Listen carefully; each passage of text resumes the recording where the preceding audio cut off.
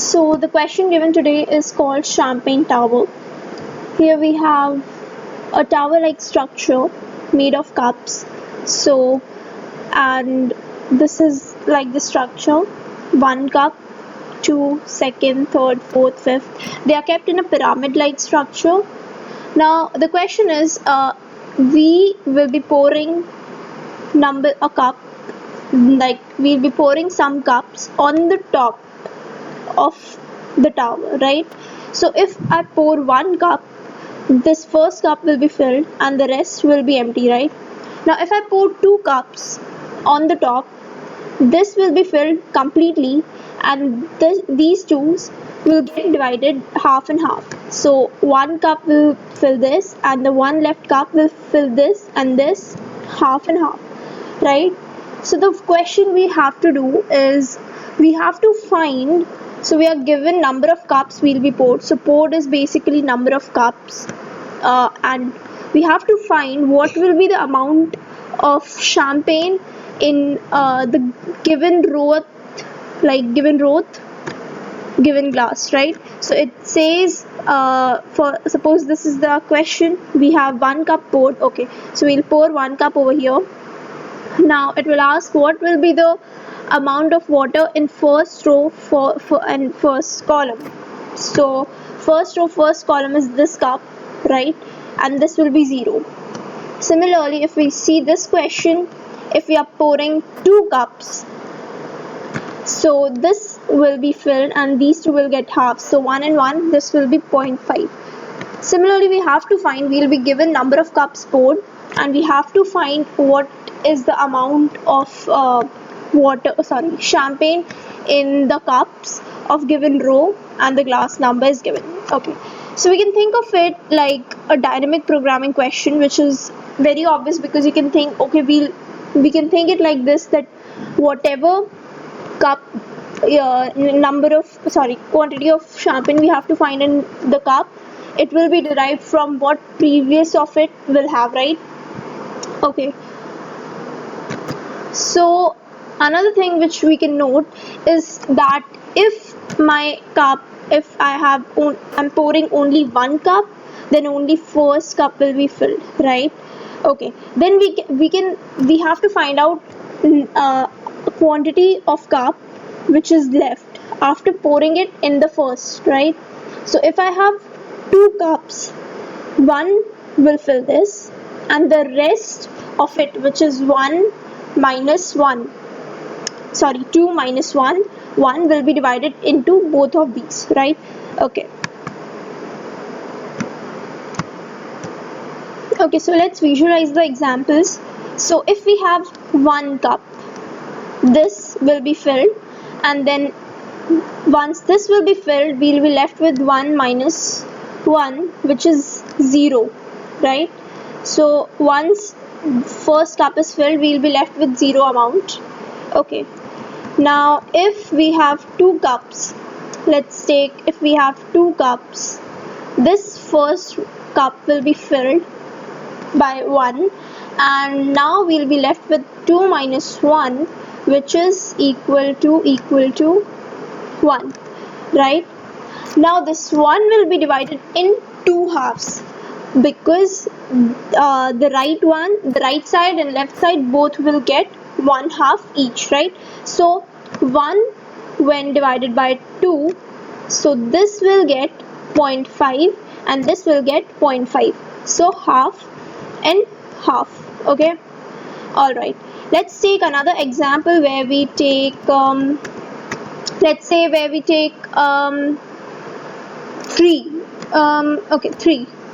three cups.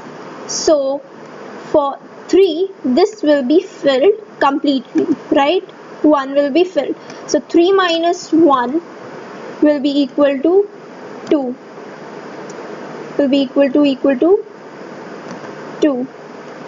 Now from 2 we'll take half, right? So next will come over here, so this will be filled with 1 and this will be filled with 1. Okay, now suppose if we have 4 instead of 3. Okay, let's just take 4 instead of 3. Let's not think about it. Now let's just take 4. So this will be filled with 1 and we'll be left with 4 minus 1, which is equal to 3, right? Sorry. So if we have 4, then 4 minus 1, and then we'll be left with 3. 1 is filled over here and we are left with 3, right? Now we'll say, okay, 3 will be divided in 2 halves again. So 3 when divided by 2, we'll get 1.5 and 1.5, right? Now 1 cup is of has quantity 1. So this will take 1. Similarly, this will take 1, right? And now both of them will have extra 0.5, right? Now this 0.5 over here, it will have extra 0.5. It's not visible, the point is not visible. So this will also have extra 0.5. Now both of these 0.5 will be divided again into half, and will be half of it, which is 0.25, will be poured in this cup, and 0.25 will be poured in this cup. Now for this 0.5 will be poured in this cup, and 0.5 will be poured in this, 0.25 will be poured in this cup, 0.25 will be poured in this cup. So this will finally have 0.25, this will have 0.25, and this will have 0.25 plus 0.25, which is 0.5. Okay. So we have made a base thing that every time we get the number of cups poured, we'll subtract it by 1 and find the halves. Now if our halves is more than 1, we'll again do this, or else we'll just stop it right there, right? Okay, let's just start coding it and then we can see how it goes. Okay, so the first things first, we definitely need a 2D array for this. So I'll just say int dp. And okay, another thing important to note, we are given, we have pour glasses row, query glasses and query row from 0 to 100, and both are in and 0 is inclusive. So from 0 to 100, which is 0 to 99, right? So 0 to 99 is inclusive, 0 to 99. So total number will be 100 plus 1, which is 101, right? So I'll take 101 over here as well, 101. Okay, let's initialize it with 0. Next, what we want is next what I want is, I want to initialize the first, that is this one, with quantity 1, right? Okay.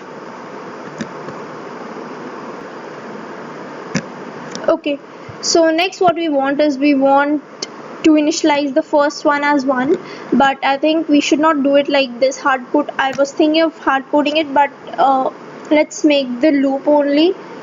So I'll say for int I equals to 0, I is less than, let's say r in like row and column only.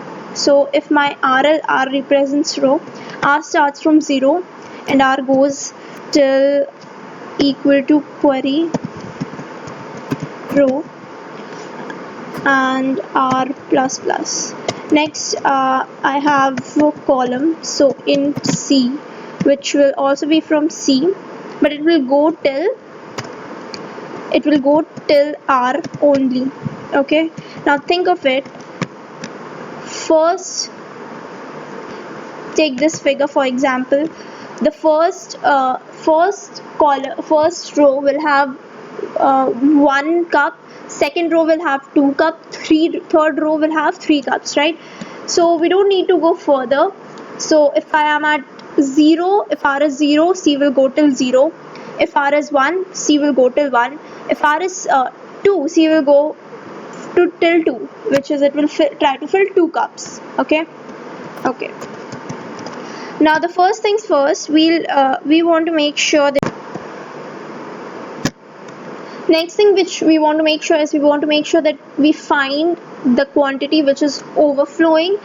So we established it over here that we'll subtract 1 and then divide by 2.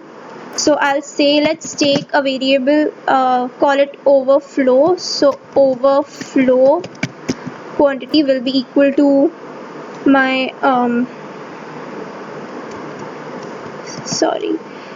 a pod, no, dp, sorry, dp r c, the amount filled over here, minus 1 by 2. Okay, so this is the quantity which will be overflowing. So if this is filled with 1, it will be 1 minus 1, which is 0. Now we'll be left with nothing. Okay, alright. Next, what I want to do, one second. Also, we want to make sure that my first, which is my dp0, 0, it should be equal to the quantity pod, right? Because then only we can subtract something from it. So if it's 1, if my pod is 1, it will be 1 minus 1, 0, and then it won't go further. It will be completed. Now if my pod will be 2, then overflow for when r is 0 and c is 0, overflow will come 2 minus 1, 1 by 2, which is 0.5, right? Okay. Next, what I want to do is I'll check if I have any overflow left, if there's any overflow. So if my overflow is let's say more than 0, then simply divide it and share it on each side, to the right cup and the left side cup. So for that we'll say our dp, we'll take our dp r plus 1, because the next row and the column will be same, because if it's this one is 0 0, this one is 1 0, this one is 1 1. So from 0, I can't write it over here, sorry. So from 0 0 it will be divided to 1 0 and 1 1, right?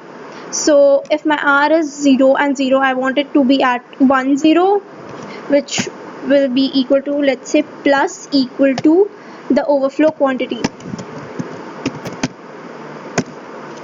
Next, I want my dp r plus 1 and c plus 1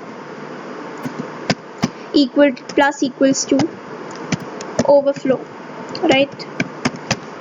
Okay, so hopefully this will do. Now we'll simply say return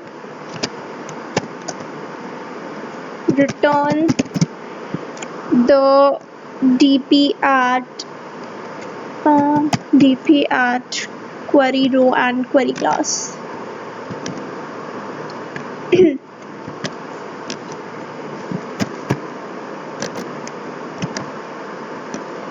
Okay, I hope everything is fine over here. Let's try to run this.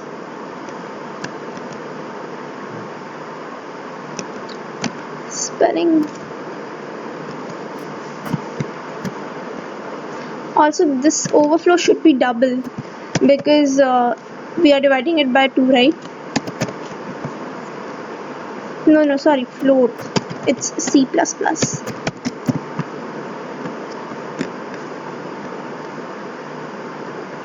It's float or double. Let me check. C++.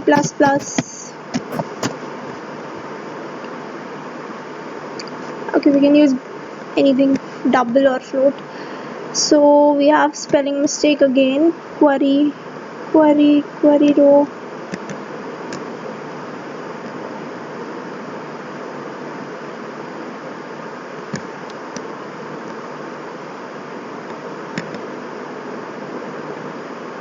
Okay, it's giving me the answer.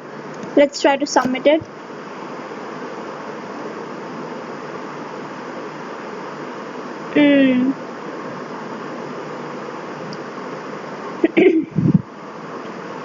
Okay, something is wrong. If my overflow, I have my dp if my overflow, this should not be equal to, again this should be double as well, right? Let's just say float.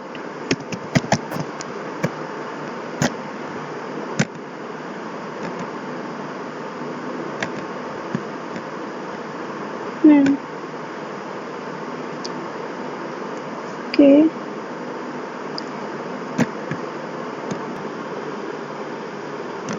Okay, so I figured out the mistake. It was that I was not going till R.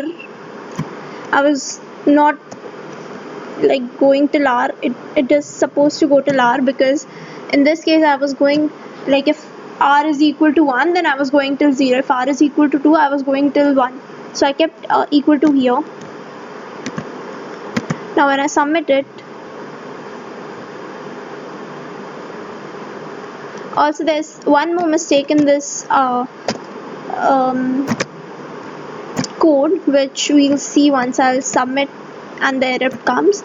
Okay, so this is the error. Now it's very obvious that 1 cup can hold 1 cup quantity, right? So I'm getting the value something like this, which is not possible, which should not be possible. It means it's overflowing basically.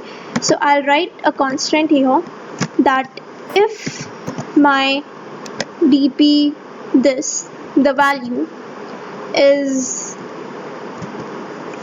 more than 1.0, then simply return 1.0, else return this.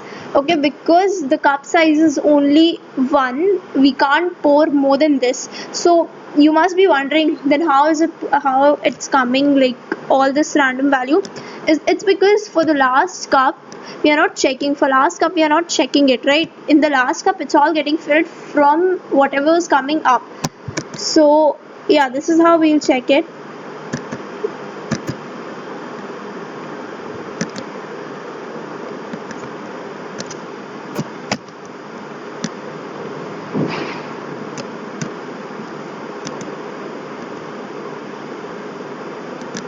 So yeah, this was the question. It was a DP question, and yeah, thank you.